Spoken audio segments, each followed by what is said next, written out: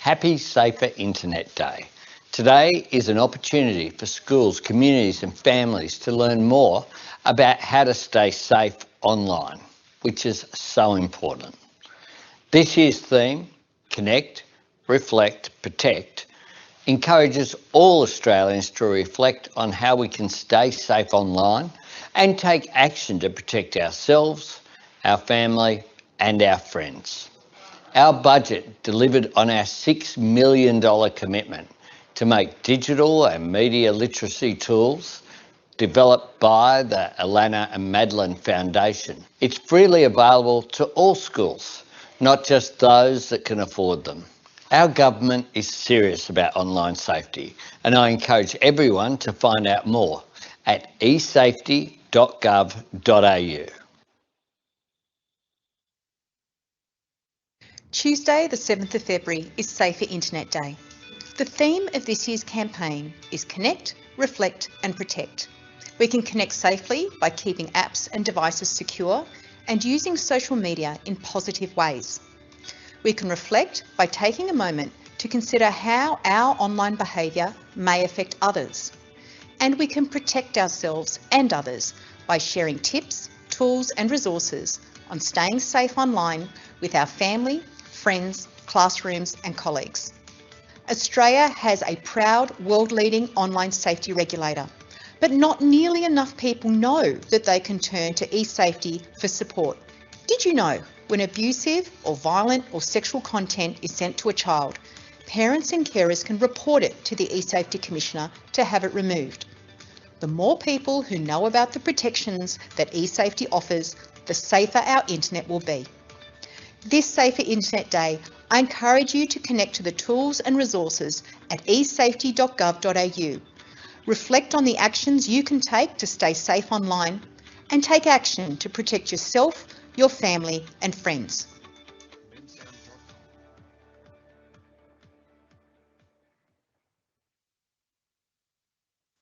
Good afternoon, everyone, and welcome to Safer Internet Day 2023.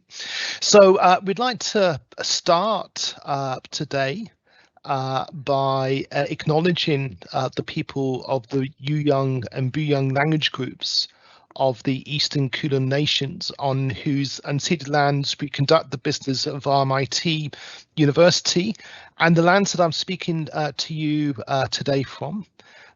As we gather virtually, I'd also like to encourage you to acknowledge the lands in which you are joining us from across Australia or overseas.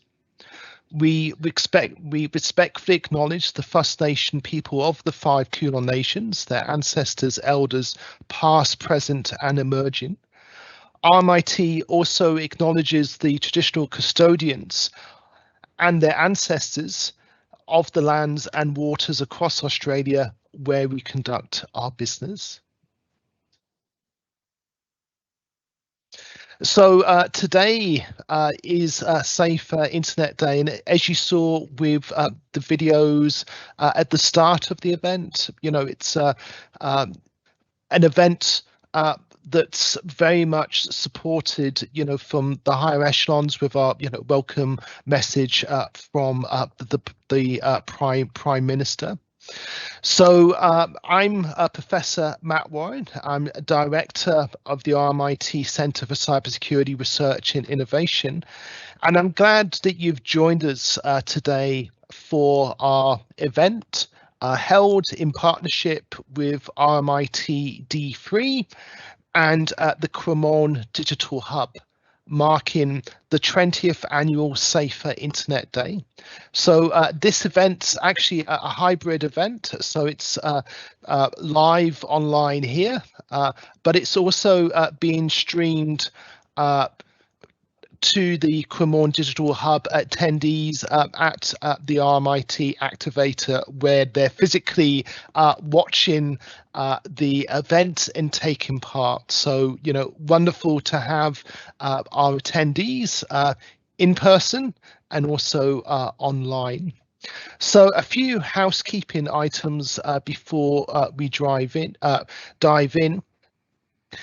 In terms of today, today's going to be interactive. So it means, you'll get the opportunity, to pose some questions to the panel.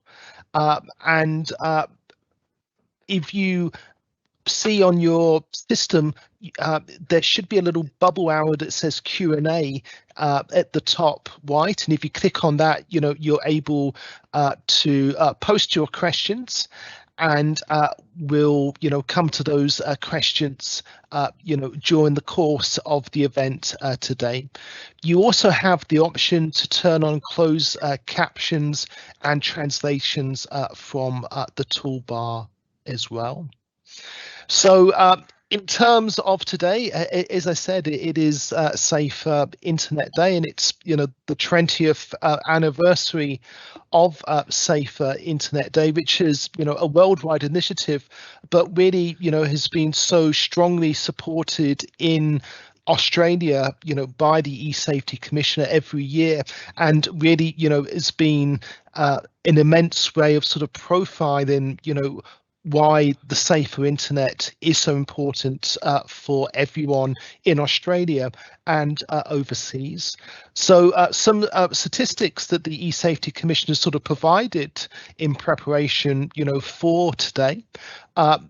In an Australian context, that 47% of young people aged between 14 and 17 years old have received a sexual message from someone just in the past year.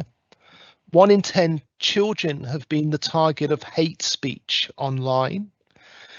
67% of adults have had a negative experience online in the past year. 30% of Australian LGBTIQ citizens have experienced online hate speech, which is double the national average. And 32% of Aboriginal and Torres Strait Islanders people have experienced hate speech, again, double the national average. And I think, we should just sort of reflect on a moment that those statistics relate, to Australia, and also relate, to just the past year as well. So in terms of this year's Safer Internet Day, the eSafety Commissioner is calling on all Australians to connect, reflect, protect. And what that means is to connect safely and with purpose. And this is, ensuring that you keep your apps and devices secure and using social media in positive ways. So, very important aspect there is, ensuring that you're sort of updating your apps on a regular basis to ensure that all of those security and safety features have the latest versions enabled. Reflect before we act. And what we mean here is by taking a moment to consider what we do and say online may affect others. So, before posting a message or making a comment, reflecting on, well, what would be the impact of that? Protect ourselves and others by taking action. And again, this is ensuring, that you're not alone, in terms of your interaction with the internet, that you can share your experiences in, telling your friends, your family or colleagues about, issues that you've faced in regards to eSafety, and how they can help you or how they can direct you to, relevant resources, such as the resources on the eSafety Commissioner's website. So I have a couple of slides, again, just a sort of, an introduction, to today's event. Is one of a key area that the eSafety Commission has been working on is this concept of safety by design. And I'm just going to talk for a few moments on a free short course that we're developing jointly with RMIT D3, Digital Free, and the eSafety Commissioner. So what is eSafety by Design? So Safety by Design is a initiative that looks at helping technology companies and startups in the design of their systems to try to anticipate, detect and eliminate online risks that could occur. So again, it's looking at safety from the design of a system perspective, rather than developing a system, going live with that system and then thinking, oh, how do we make this safe?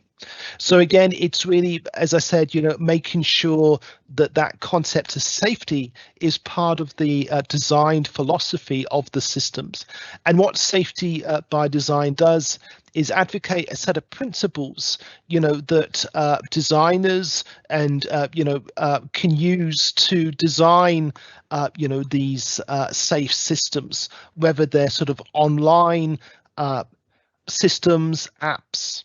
So as I mentioned, this is a joint initiative between the eSafety Commissioner, RMIT University Digital Free, and ourselves at the RMIT Centre for Cybersecurity Research and Innovation.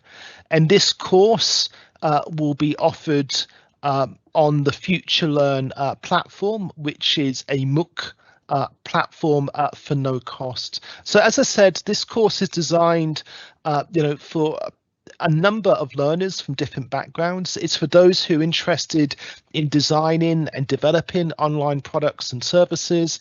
It's also for those IT professionals involved in online products design and development. And as I said, the Safety by Design is an initiative of the Australian government and the eSafety Commissioner.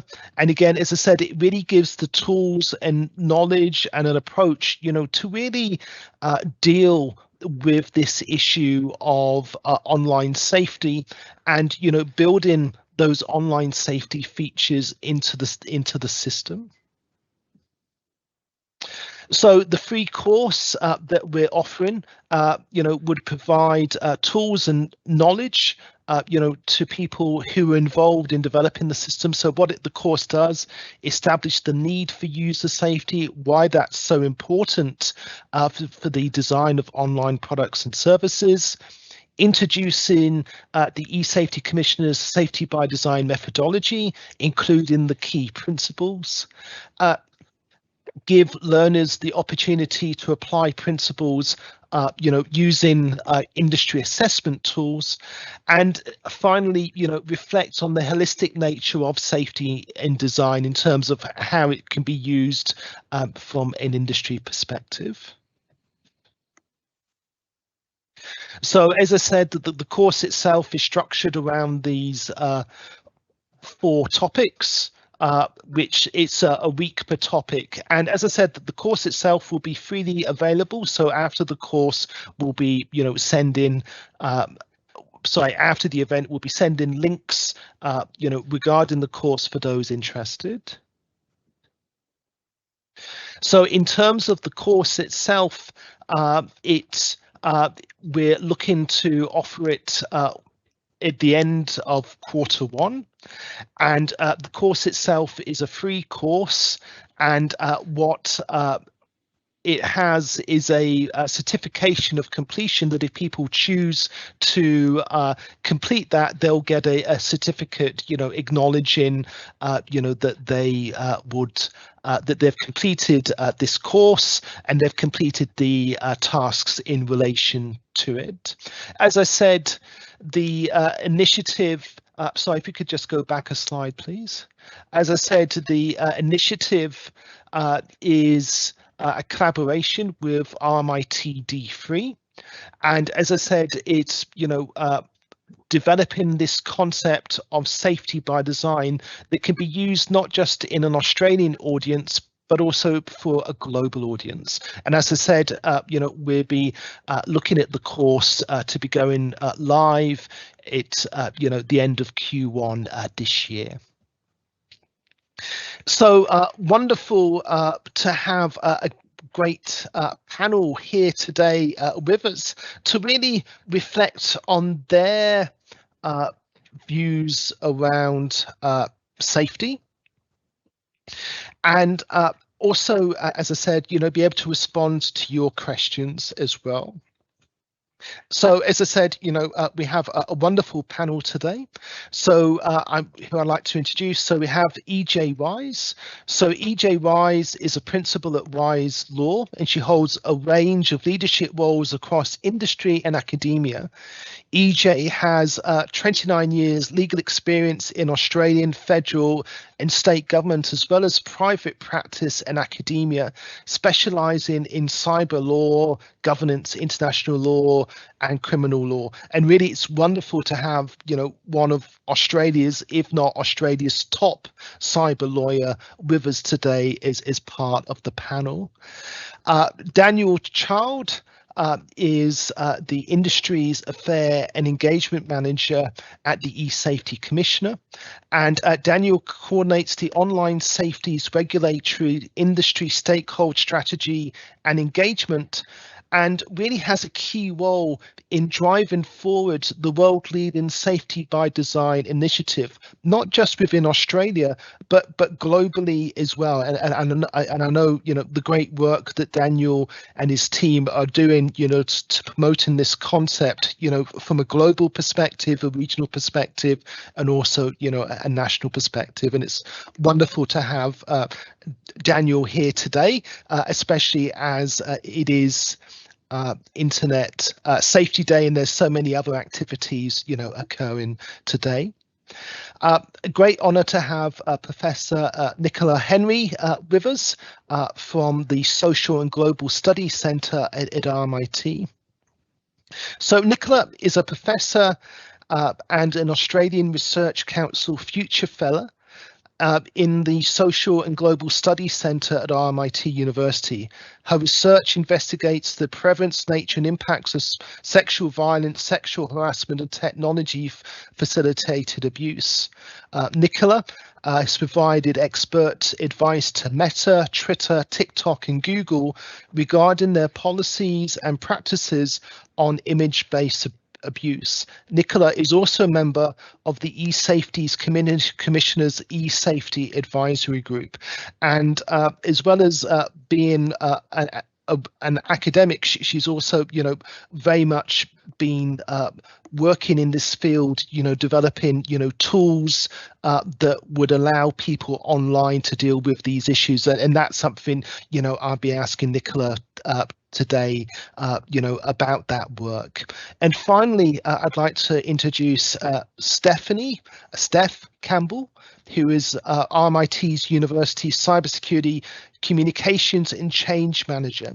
She joined RMIT in 2022 to lead the Communications and Change program to uplift cybersecurity and reduce human risk within RMIT.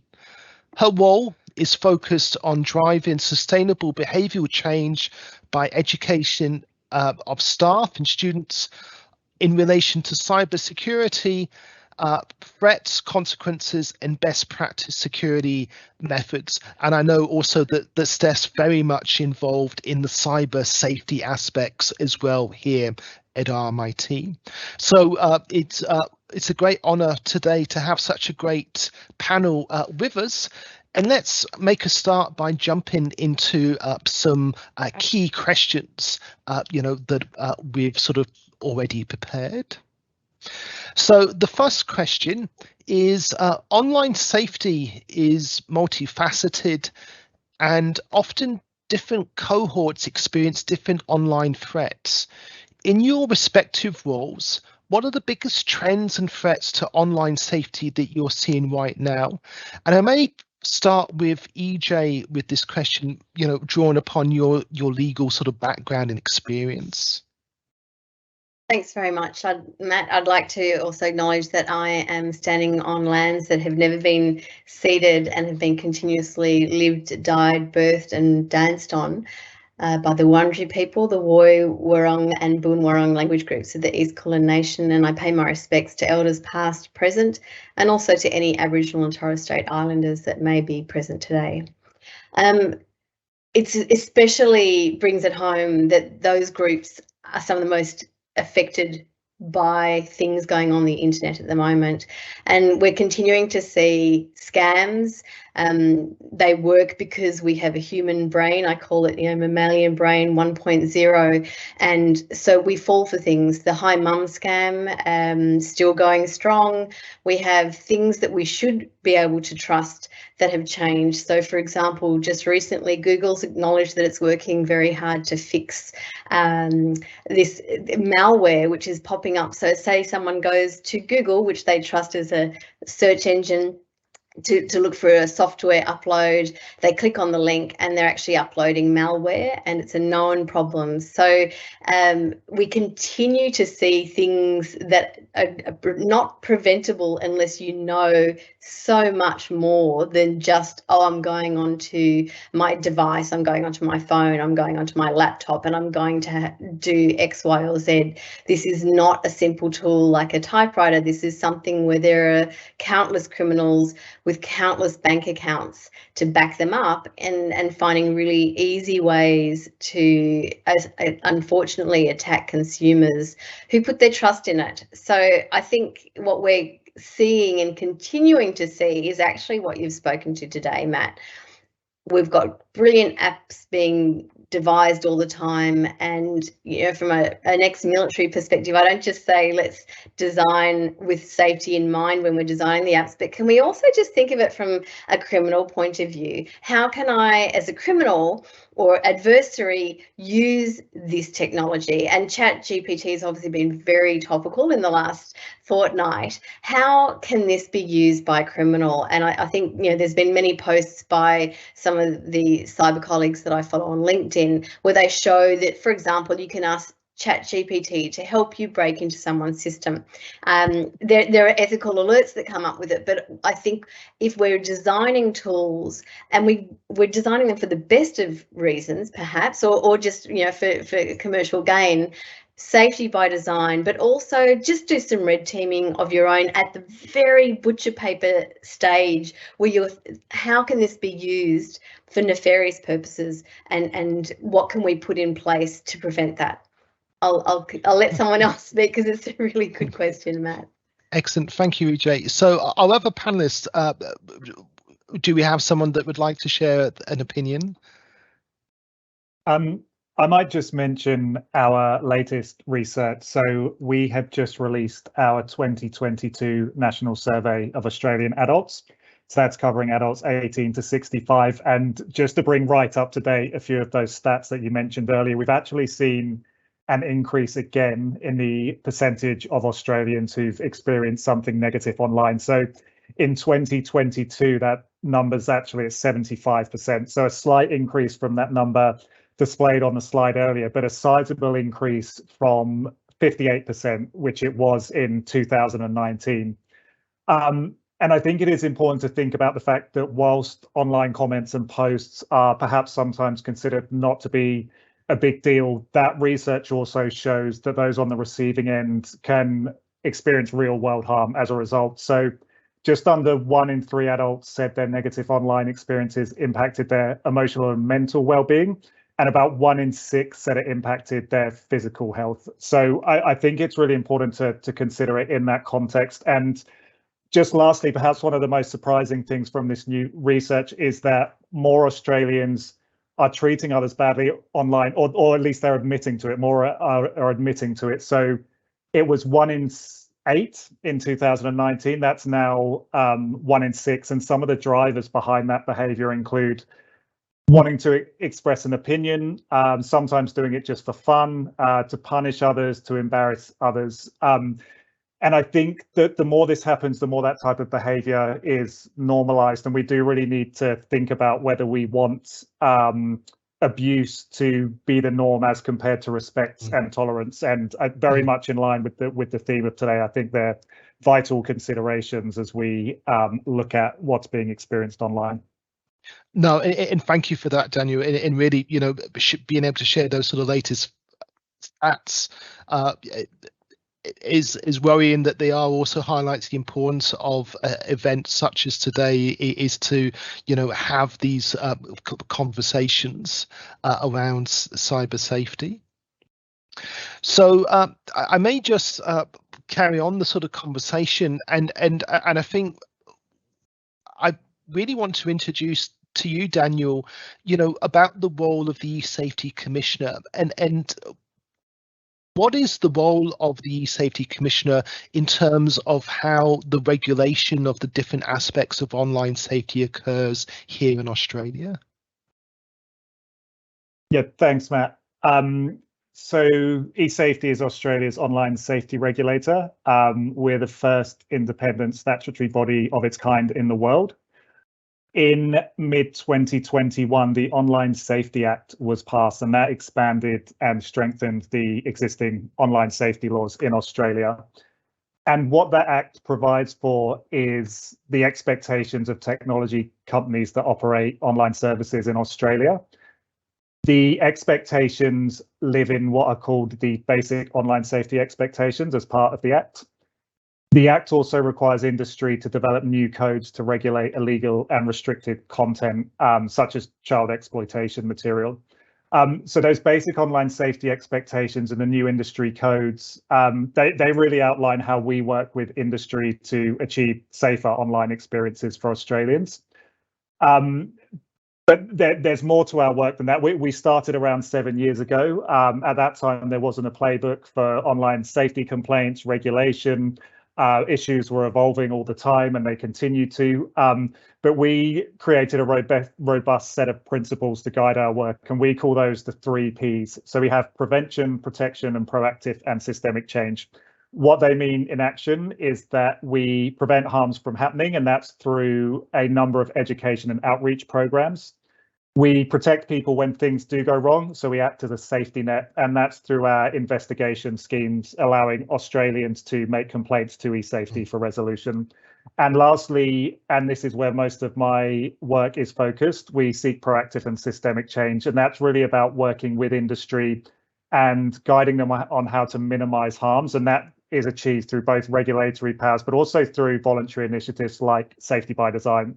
Yeah. Lastly, I should just mention one more P. We love the Ps. There's a 4th one, and that's partnerships. We certainly recognise that alone, eSafety, nor any other entity, can shift the status quo. So that is a really, really key aspect for us, working with others to achieve better outcomes. Now, thank you, Daniel. And I think, we often forget that Australia has been leading in this domain, for such a long time. And I'll throw to the rest of the panel whether you have any observations, in terms of the Safety Commissioner, or how you've seen it in relation to that sort of international context.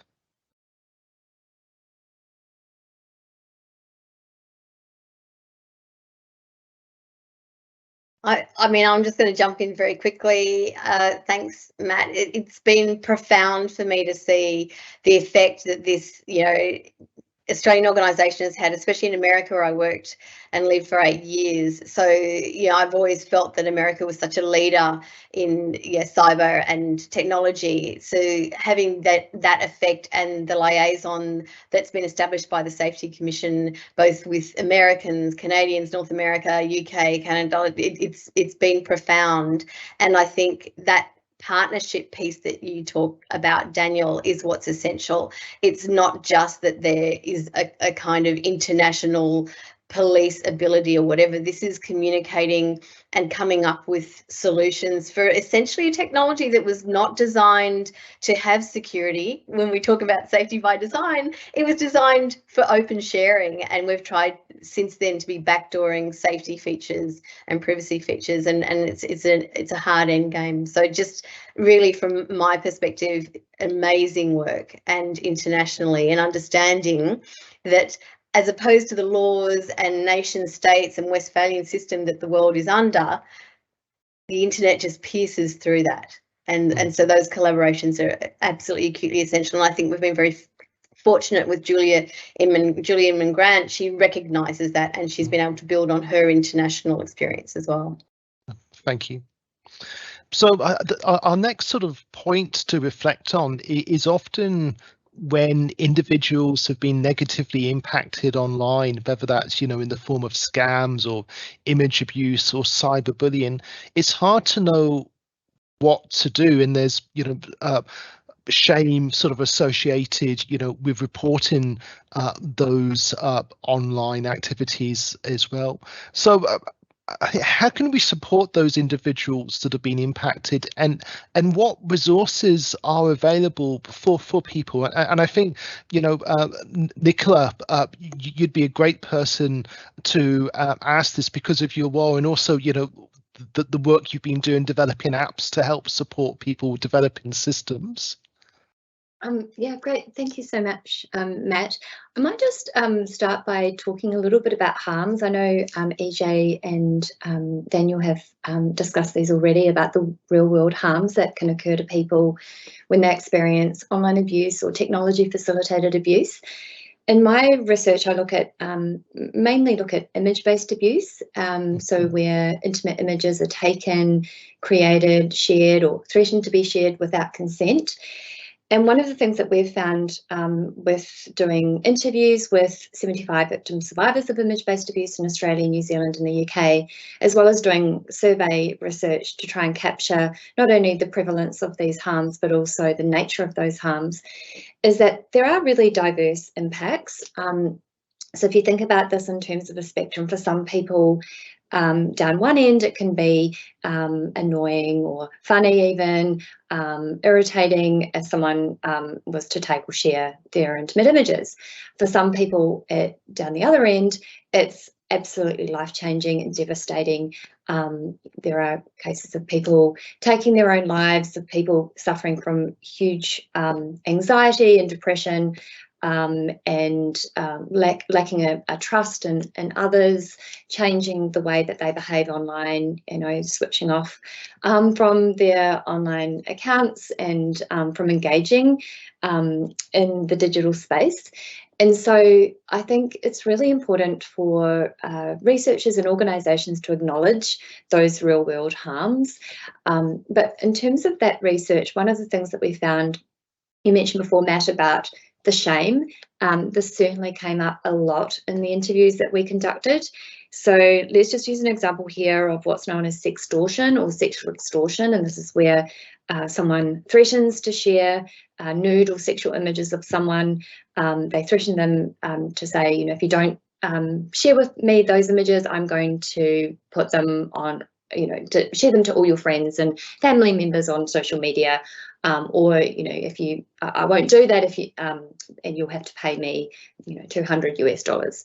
And so this is, you mentioned in the first question, Matt, about some of the trends that we're seeing, and this is, I know Daniel can attest to this as well, that the eSafety Commissioner is seeing a lot more complaints of, particularly from young men, around sexual extortion that they're experiencing. And I know that there's an article in the ABC a few days ago about teenage boys. So the Kids Helpline had, I think, 2 calls in 2017 about sexual extortion, and in 2022 they had 116 calls. So there is a big increase in the number of people who are experiencing this. And so there, at least one person I interviewed who was a victim of sexual extortion, he hadn't told anyone about his experience. In fact, I was the first person he'd even spoken to about it. He hadn't told his friends, his family members. He was worried. He basically said that he could never pursue his dream job. And I won't say what that is, just in case he one day does decide to pursue that. But the shame of, the shame, and there's a lot of victim blaming, which adds to that shame, that contributes to those feelings of shame and the feelings of not wanting to tell anyone. So in our study, we found that people didn't know that what had happened to them was a wrong or a criminal offence. They didn't necessarily know about the eSafety Commissioner or other, in New Zealand and the UK, where we also did our research. They didn't know about, who they could go to for help. In fact, they didn't think anything could be done. Some of them had gone to the police, and the police had given them very unhelpful advice. And there was a lot of victim blaming that the victim survivors we spoke to had experienced from the police. So they thought, well, there's nothing that can be done.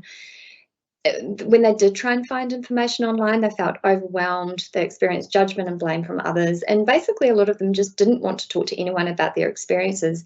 Yet, of course, they wanted the issue to go away, they wanted the content to be taken down, removed or deleted. So I think, just, sorry, roundabout way of answering your question, Matt, that there are a lot of resources out there, and I think eSafety, are aware that, a lot of people don't even know about the eSafety Commissioner, and obviously Safer Internet Day does help to raise more attention about what eSafety can do. And I think as time goes on, I think, things are changing. That's wonderful. I think it's just about making sure that those resources are there. And I noticed that the Australian Centre to Counter Child Exploitation, they've just recently released a guide for young people around sexual extortion. So just things like that. And I know eSafety's got an amazing website with amazing resources. And I know we'll probably talk a little bit later about my chatbot, but my colleague and I developed an image-based abuse chatbot for victim survivors, both over 18 and under 18, as well as bystanders. And also we have a little bit of content there for people who have perpetrated image-based abuse. And so we're hoping, and this is just a pilot, hoping that, that can be a way for people to access information, support and advice in a confidential, private and accessible way. Thank you. Thank you. And the rest of our panel, do you have any sort of observations or reflections on, how we can support people in this sort of situation that they've been impacted online in a negative way?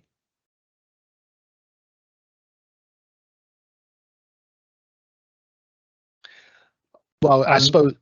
Sorry.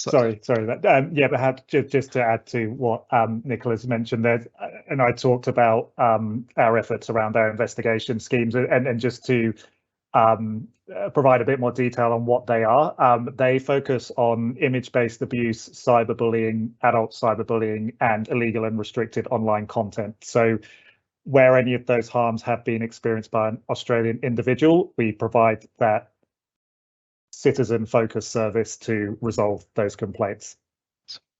Thank you. So our next point, to reflect on, and we spoke about this at the start, was, the development of a course around safety by design. And I wonder, Daniel, if I can ask you this very specific question. Because this is, an area that you're very much involved with, what are the key principles of safety by design, and how, by putting them into practice, we actually create a safer online environment? Yeah, so you spoke earlier, Matt, around safety by design, really advocating for baking safety in rather than bolting it on. And I think that focus on assessing risk upfront as early as possible really allows us to minimize threats and stop those harms before they occur. As part of the safety by design process, we consulted very broadly, including deeply with the technology ecosystem. And from that consultation, we came up with principles that really underpin the whole initiative. And those principles are really focused on making safety a non-negotiable in product design, in the same way that privacy and security are. So those should work together, not creating friction against one another. Those three principles, the first is service provider responsibilities, and that means that the burden for staying safe online shouldn't solely rest with the user. Platforms need to make sure that online harms are understood, assessed and addressed in the product and service design. Again, that means assessing risk up front and engineering out potential misuse.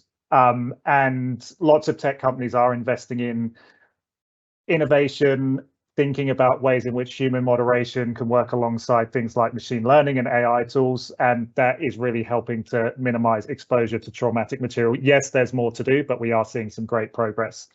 The second is user empowerment and autonomy, and that really speaks to the dignity of users and making sure that design features and functionality preserve fundamental consumer and human rights.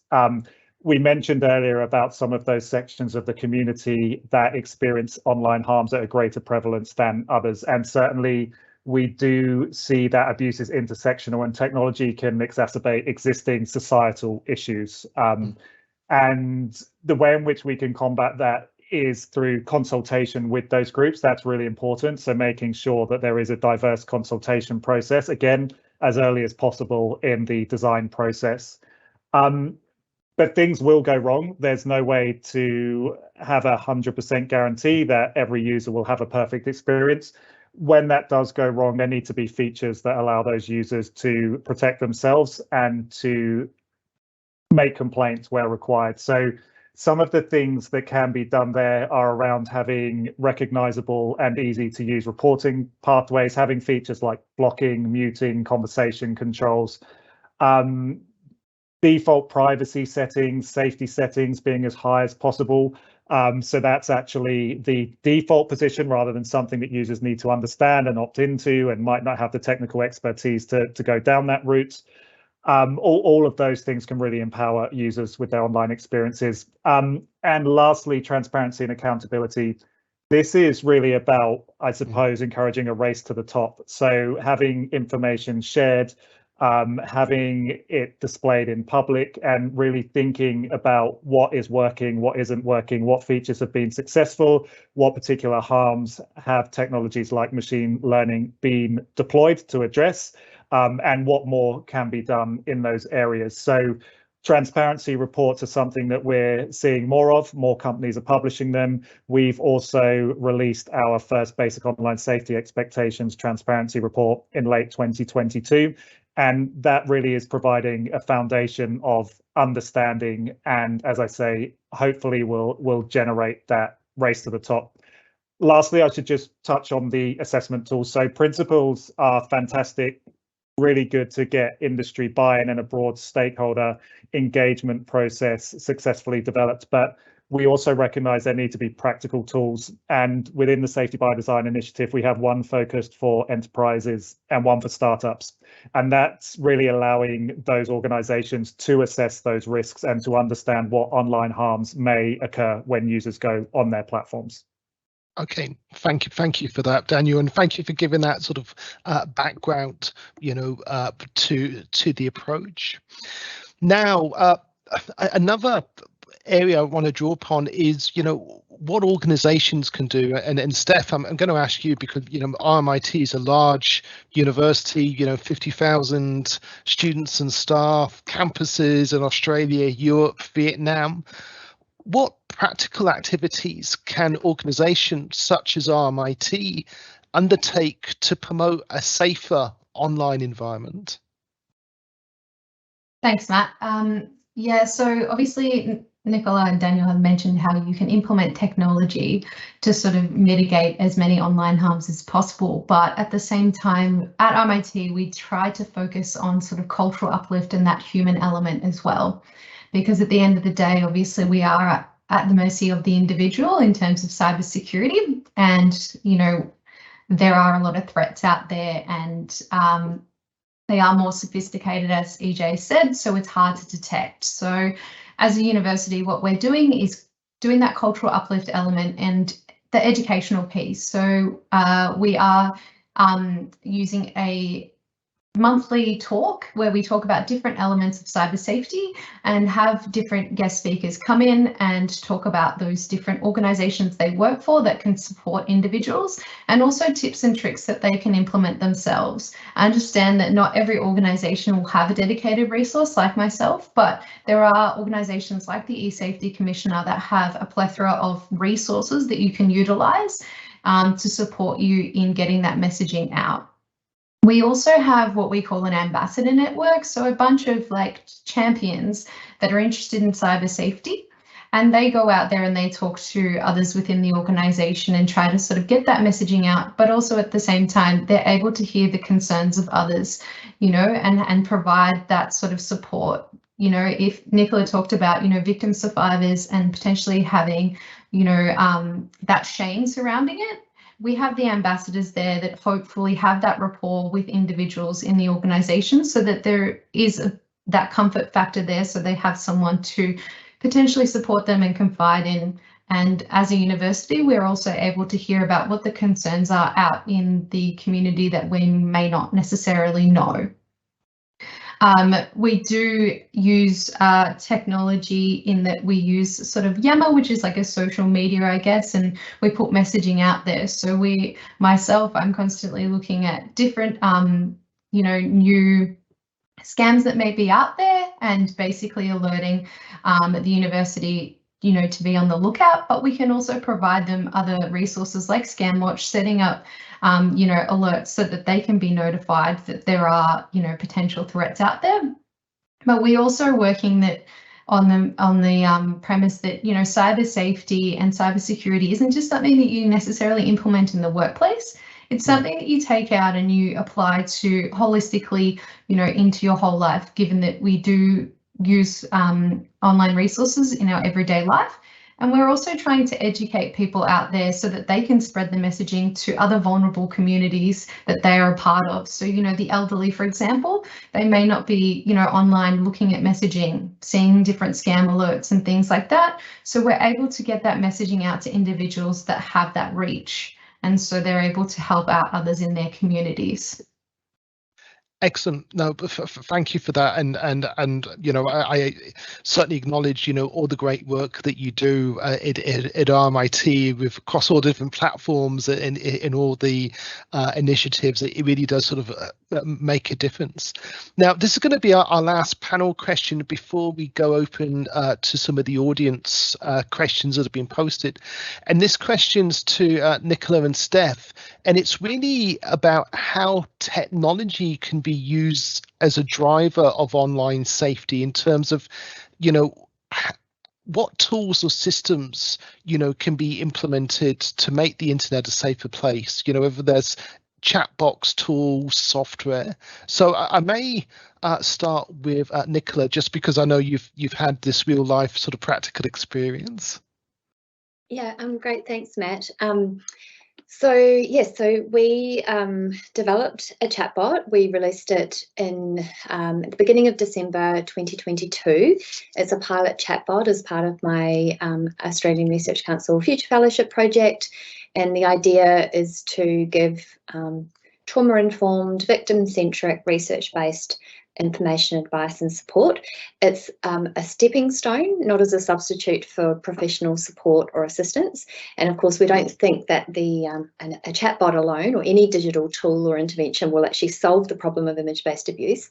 And just to pick up very quickly what Daniel said about, really when we're looking at online abuse, technology facilitated abuse, it's a reflection of what's happening more broadly, and often people's experiences, for instance, of hate speech or of image-based abuse are taking part in a broader context of domestic and family violence, sexual violence, prejudice and racism, and transphobia and homophobia and so on. So the chatbot, just I know we've been speaking about safety by design and some of the issues, I guess, with ChatGPT and its in the hands of criminal enterprises.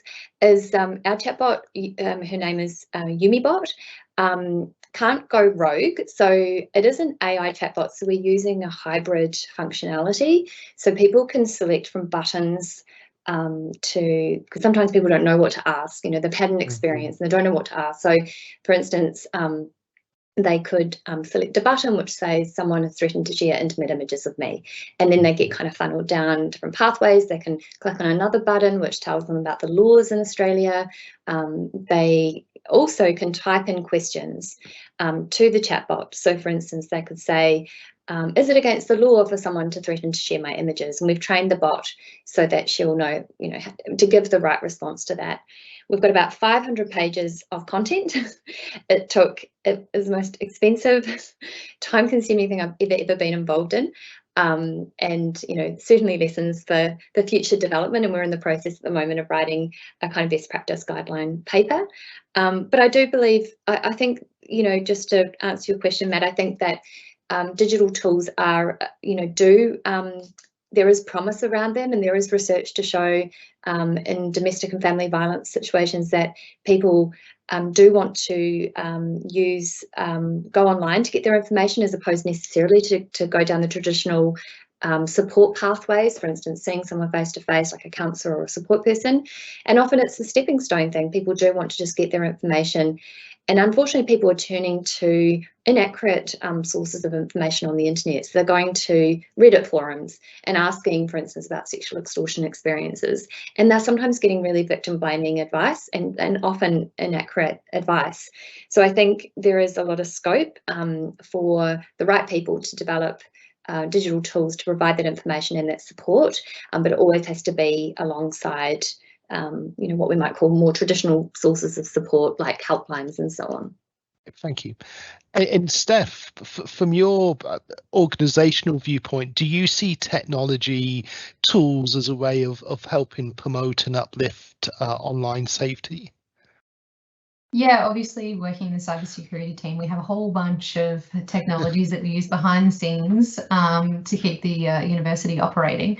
But I'll use one example. We do have a phishing platform. So we have, a platform that we utilize that actually, filters emails and detects whether they are potential phishing scams. But at the same time, we also do testing. So, don't hold it against me, but it's my job once a month to send out a simulation to the university and basically test their skills. So we have the ability, we have a button that we've integrated also in Outlook, and you can report the phishing and it will give you feedback as well. So if our system has detected that it is a phishing simulation, you'll be notified straight away and congratulated on detecting that. And at the same time, also, it is a learning technology. So if it is a legitimate phishing attempt, you'll be notified that it is phishing and not to click on anything as well. And we also use that as a learning opportunity for individuals, that if they do click on those phishing simulations, a certain amount per quarter, for example, we see that as an opportunity for learning as well. And so we do target them with learnings so that they aren't susceptible to potential scams and phishing attempts and social engineering attempts, in the outside world, and don't put themselves in harm's way. Excellent, thank you. So no, thank you for that panel. We have some questions that have been posted from our audience, and I'll sort of direct them to members. So the first question has been, someone has asked a question of EJ's, that EJ touched on how ChatGPT could be used, but how do you think, ChatGPT will impact online safety, and how can we prepare for this? Thanks, Matt, and thanks for the question. Again, building with safety and design, and I can't help but step back and say, can you walk with me, people of the panel and the audience, and tell me how you would define a weapon? And if you would say a weapon is something that has the potential to cause harm or fatality, can you tell me how the internet is not a weapon and how ChatGPT is not a weapon? And then can you explain to me why the makers of guns go through so much, like 90% of their budget is often spent on safety features of their designs, including the manuals that are sent. And I'm not saying that I'm in favour or not in favour of guns, I'm just ex-military, so I've got that experience. And in the military, we train on our weapons all the time, so that when you used it for a purpose which might include killing, you knew exactly what you're doing. So we launched this thing called the internet on an unwitting public who have absolutely no preparation for how it can be misused, and ChatGPT is just a further example of something that's been launched onto the public without any real training on it. And yet the people creating it and providing it haven't spent 90% of their budget on safety. They're lucky if they've even ticked a box. Now, I do think government has a place for this, and I can't not speak to regulation as a lawyer, but I can also say as a lawyer that regulation is imperfect, it's slow, and the minute you close one door, look at our tax laws, 20 other doors open, so it's not the perfect solution. But I do know in the case of car manufacturing, when cars were first created, the brakes were very inadequate, and then as cars get faster, brakes become more adequate, and eventually we get safety belts and so on and so forth. So I can say that once the government and governments of the world get involved, things get safer. Now with ChatGPT, I've spent some time looking at that, and I've spent some time seeing how it was developed and why it was developed. So it's not that in and of itself it's harmful, but it's just that if we are not completely aware and transparent with how we design things and red team it, as I've suggested, then we are putting out there yet again something akin to something that can cause harm, which I describe as a weapon. So very much safety by design. I absolutely love this course that's been created, but I'm also very mindful that we don't want to limit innovation. So it's a balance, and I think everyone has a role to play. At the present, I think ChatGPT is not safe enough, and that all of the possible creations of AI are also, for me, as I'm seeing it from a nefarious point of view, can absolutely be used as a tool for destruction. So don't know if I've answered that question very well, but those are my views.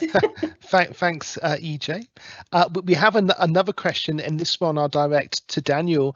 So this question is that social media and social media companies have their own policies and etiquette when it comes to, customers' rights, data sharing. How does a company's, I suppose, governance system then relates with what the Australian government's trying to do with the eSafety Commission and the Safety Act? How do you deal with that, I suppose, slight tension?